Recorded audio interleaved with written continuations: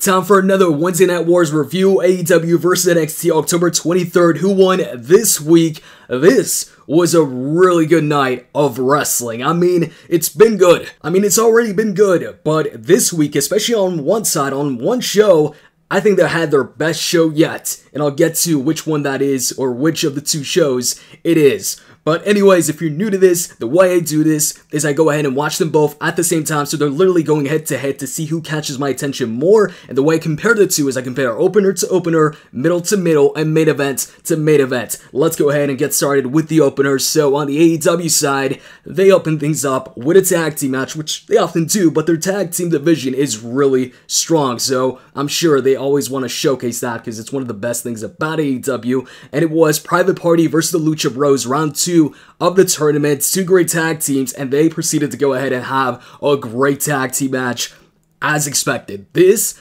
was action-packed. You look away for a bit too long and you're gonna miss some really cool stuff, and both teams had some really impressive tag team moves. That shooting star press by Mark Quinn, I've seen it before, we've seen it before, he's done it a couple times, but it's always, the height he gets on that is really impressive. We saw an awesome gory bomb into a leg drop by Phoenix. I felt they had some really nice counters. One of the coolest ones was Pentagon countering or reversing that Hurricane Rana into a cutter that Private Party does into Canadian Destroyer. I know they don't call it the Canadian Destroyer, but I'm used to calling it that because P.D. Williams was the first person that I saw do that moves, and he, I felt, made that move popular.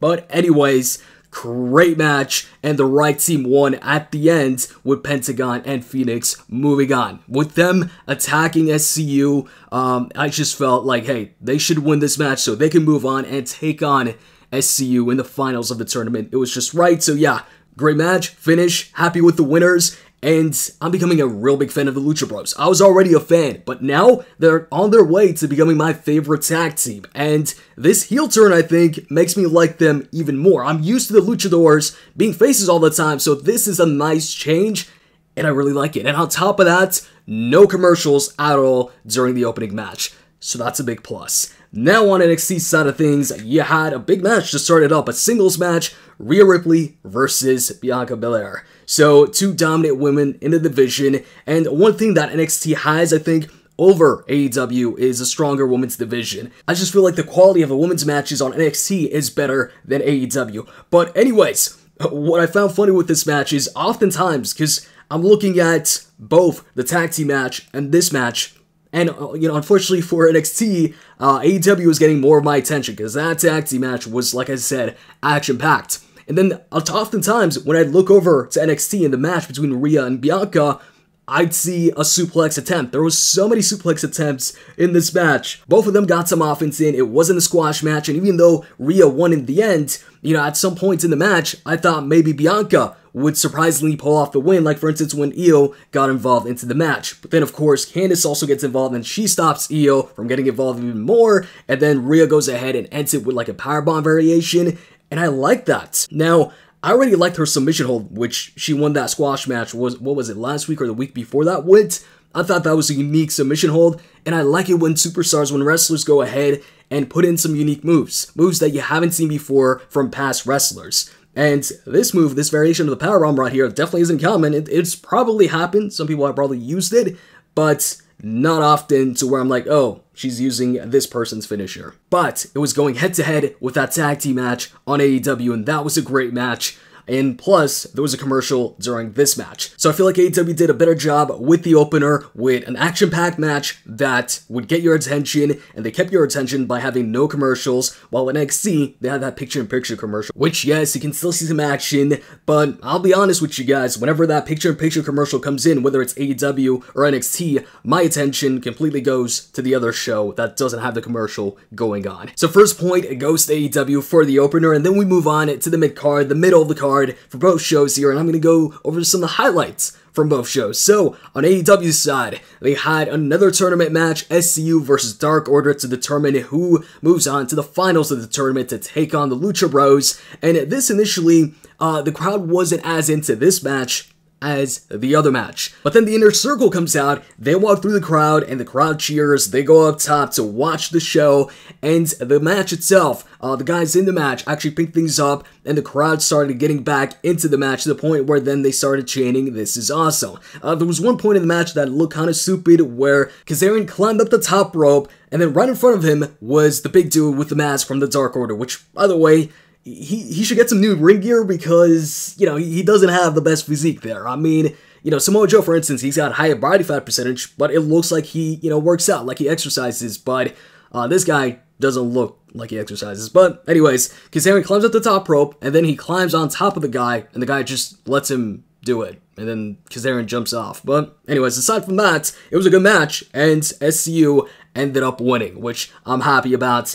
Right team won, so now it's going to be SCU versus Lucha Bros. I mean, they've got unfinished business, so I think it's the right finals match for the tournament. But the good stuff didn't end there. They also had Kenny Omega versus Joey Janela, a rematch from AEW Dark, which I've still yet to see that no DQ match between the two. I've heard it was great, so I've got to check that out. This was also good. It wasn't, you know, a no DQ match, but it was a good match. And they also had the Best Friends versus the Young Bucks match. That was another great tag team match. AEW has a really strong tag team division. They have a lot of tag team matches, but I'm not complaining because the tag team matches are really entertaining. And for me, the best part of AEW's mid-card this show was the Cody Rhodes interview, or what was supposed to be the Cody Rhodes interview, where he's getting interviewed and they got Inner Circle still in the crowd and they're acting like annoying fans, spamming air horns while he's talking. I was like, yo, I like this because I've never seen this before. It's something new. It's not just a heel interrupting the interview or attacking him. They're in the crowd just being annoying and, you know, spamming the air horns. I like that. And then MJF comes out, Goldust comes out, and DDP also comes out. They back up Cody, and I love the line where Cody's like, yo, this isn't like the other company. This ring isn't like an invisible wall. He can get out the ring and he can go up there. And that's true. I was like, yo, this is so true, because in the WWE, when somebody like gets out of the ring, it's like the other guy can't chase him anymore. He's like, oh no, I can't do anything anymore. You can just get out the ring and just run after him, whatever. But anyways, this was great. I loved them chasing Inner Circle, them Inner Circle locking themselves in the room, and then, but you could tell, you know, that Cody Rhodes was going to break it because of the, you know, glass door, or the, what's it called, sugar glass or whatever. Cody breaks it, Brawl breaks out. Love that. And then also they had Britt Baker, since this was her hometown. She was competing against Jamie Hayter, I think she was called. And I came out of this match being like, yo, I like Jamie Hayter. Like, I like her offense. Her offense, I thought, was a lot better, a lot cooler than Britt Baker. But this match was actually decent. Might have been the best. Was it the best Britt Baker match? I don't know, but I thought it was fine. And despite Jamie in the beginning of the match, you know, mocking Britt Baker by pretending to cry, which I thought that was kind of cringy because who actually does that in a fight? Aside from that, really liked her offense, and I'd actually like to see her back. But enough about AEW, let's move on to NXT's highlights for the middle of the card. And speaking of highlights, they had Matt Riddle versus Cameron Grimes. And this was a great back and forth match. And I had seen Matt Riddle do a jackhammer on a house show. There was a video out there, and I was like, yo, that was an impressive jackhammer. That was a really good jackhammer, and he did it right here on TV. Now, I don't know if it's gonna lead to anything. I mean, Ryback in the past was oftentimes compared to Goldberg, and people were talking about how they'd like to see a match between the two. And then we'd start seeing Ryback hitting the jackhammer on TV, kind of to troll, and it never, of course, led to anything. We never saw Ryback versus Goldberg, and so this might just be a situation like that. But we've seen the two interact, and this, you know, they actually have real issues. Could they go ahead and actually turn this into a feud, an actual match? I mean, I'd like to see it, but don't know if it's actually going to happen. If it does, Goldberg's definitely winning that match. But anyways, back to the jackhammer by Riddle. He could pull off a really cool jackhammer, but Cameron Grimes kicked out, though. I feel like if he's going to use that, he should get the win with the jackhammer. But hey, aside from that, great match, and Matt Riddle won, which I felt like he should anyways. And also in another highlight and surprise, William Regal goes ahead and announces that the tag team titles, the actual tag team titles on the main roster, the Kabuki Warriors, are going to defend the tag team titles against the winners of tonight's women's tag team match that involves Teagan Nox and Dakotai. Now, they, of course, ended up winning the match, And then we saw Asuka and Kairi Sane on the Titantron. Kairi Sane says that, hey, they stand no chance next week. Now, this seems to me like WWE, starting to incorporate more main roster talent to kind of fight back against AEW, maybe in the ratings battle or whatever. But hey, I'm for it, and I'm interested in seeing the match next week, although I'm pretty sure Kabuki Warriors win this. If Teagan Nox and Dakotai win this, that'll be really interesting. I mean, it could be a way for them to showcase that, hey, anything can happen on NXT, and even,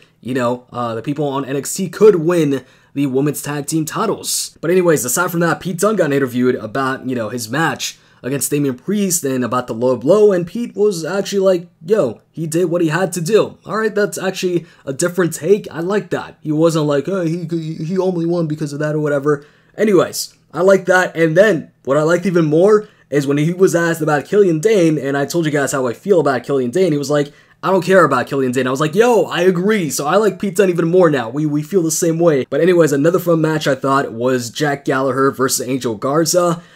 Jack Gallagher does some silly stuff sometimes, but along with the silly stuff, he does some cool stuff too. That headbutt, I love his headbutt. Probably my favorite headbutt. I prefer his headbutt over Drew McIntyre's headbutt. I was actually surprised that he was able to hold up Angel Garza for a delayed vertical suplex, because Angel Garza looks a lot bigger than him, and he had him up for a delayed suplex. So that was cool, and I was surprised with the finish.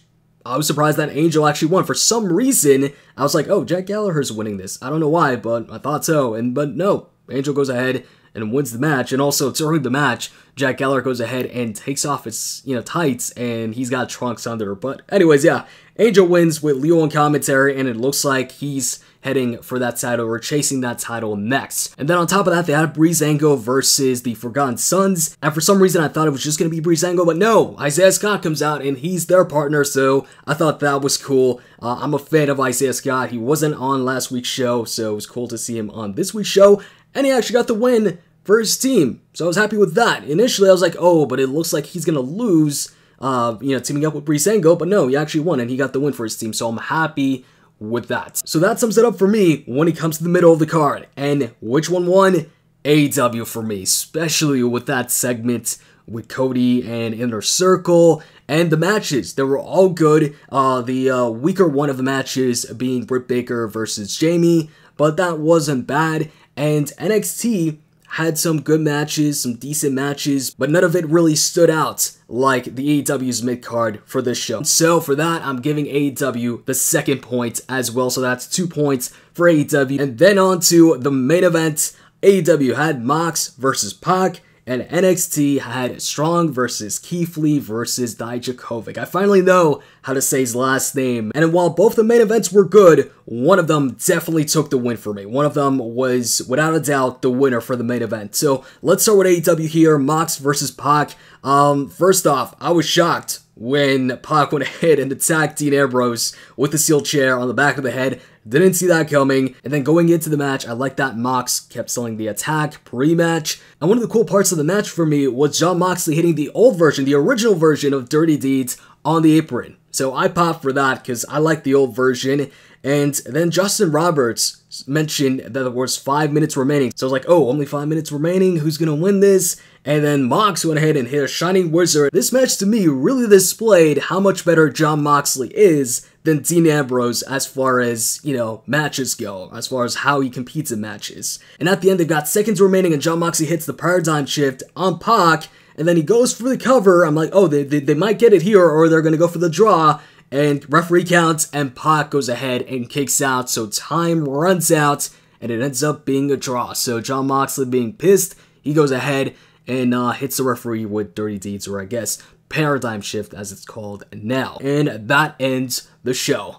So good match there. The fact that it ended via draw, if it was any other match, I might have been annoyed, and I was slightly annoyed at first, but then I was like, hold on, wait a minute here. They're both undefeated, so this kind of keeps them both looking strong. They're still both undefeated now, so I'm kind of okay with the draw finish because I didn't want to see either one of them get a loss. But kind of like the Hell in a Cell match, that they had, if you don't want to give either one a loss, then maybe don't have the match, but at the same time, it was a good match. It wasn't like The Fiend versus Seth Rollins. So anyways, moving on to NXT. NXT, man. Strong versus Keith versus Daijakovic. This was really good. A lot of impressive stuff, a lot of cool stuff from all three of the competitors in the match. I was surprised with Keith Lee catching Daijakovic in midair on the outside in a powerbomb position, and then that Tower of Doom that turned into like a powerbomb into delayed suplex. It was kind of botched, but that was still a sight to see. And then I love the running forearms from Roderick Strong to Keith Lee, followed by an angle slam or an Olympic slam to Keith Lee. That's also a nice showcase of power from Roderick Strong. And then Keith Lee went ahead and hit probably the most brutal looking double chop I've ever seen to Roderick Strong. And then on the outside, they completely destroy Roderick Strong, so it's just the two of them, one-on-one. They want to settle it in the middle of the ring, and then Keith Lee hits the sit-down powerbomb from the top rope, and then what happens? Strong goes ahead, comes in, and steals the pin, steals the win, and he retains the title just like a true heel. And after match, you get the post-match attack from Undisputed, and then I'm like, oh, well, when's Tommaso coming out? He's definitely coming out, right? But they pretty much beat him up, and then after they beat him up, then he comes out. It was like, hey, you should have maybe, why didn't you help him out? But anyways, he comes out, and then Gargano comes out, so it's the two of them. Like, oh, is it just gonna be the two of them? And then Finn Balor comes out, and I'm like, oh, okay.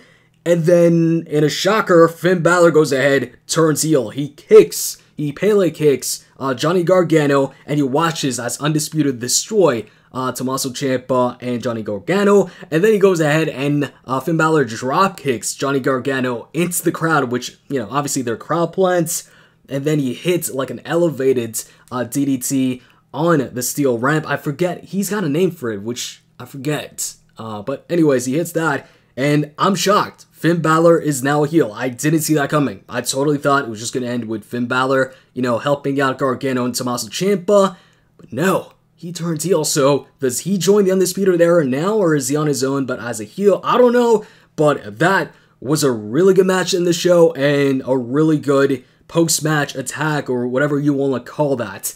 So, for the main event, for me, it's a clear win for NXT. They had a winner, and it was a great match, and that end was a complete surprise. So that's 2 points for AEW for the opener and the mid-card, and 1 point for NXT for the main event. So once again, AEW wins this week. So in the comment section, let me know your thoughts on the shows, and in the poll in the top right corner of the video, let me know who you thought won this week's show. I'll show the results for last week's poll right now on the screen. Hope you guys enjoyed this. If you did, click the like button, and I'm out. See ya.